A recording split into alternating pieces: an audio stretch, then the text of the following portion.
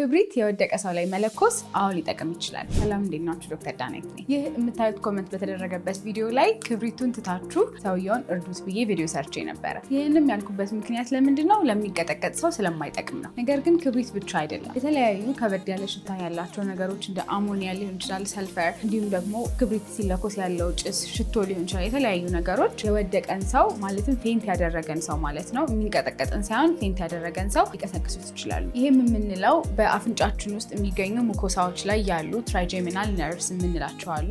እሱን ትሪገር ስለሚያደርገው ስቲሙሌት ስለሚያደርገው ነው። ይህም ደግሞ አለርትነሳችንን ወይም ደግሞ ንቁ መሆናችንን የሚቆጣጠረው ራስ የምንለው ሬቲኩላር አክቲቬቲንግ ሲስተም የምንለውን አክቲቬት ስለሚያደርገው ነው። በዚህም ጊዜ ንቁ መሆን እንችላለን ማለት ነው። ነገር ግን ይሄ የሚንቀጠቀጥ ወይም ደግሞ ሲዥር ላይ ያለ ሰው ላይ አይሰራም። ምክንያቱም ብሬናችን አለርትነሱን አጥቶ ሳይሆን በጣም ኤክሰሲቭ በሆነ ኤሌክትሪሲቲ እየተጠቃ ስለሆነ ነው ሲዥር የተፈጠረው። ይህም ደግሞ እነዚህ ጭሶች እና የተለያዩ ሽታ ያላቸው ነገሮች ሲዥሩን አልፈው መንቀጥቀጡን አስቁመው ሰውየውን ሊያነቁት አይችሉም። ለዛም ነው ይሄንን ያልኩበት ምክንያት። ነገር ግን ክብሪትና የተለያዩ ነገሮች ሰዎችን ሊያነቁ ይችላሉ። ይህ መረጃ ጠቅሟቸዋል ብዬ አስባለሁ።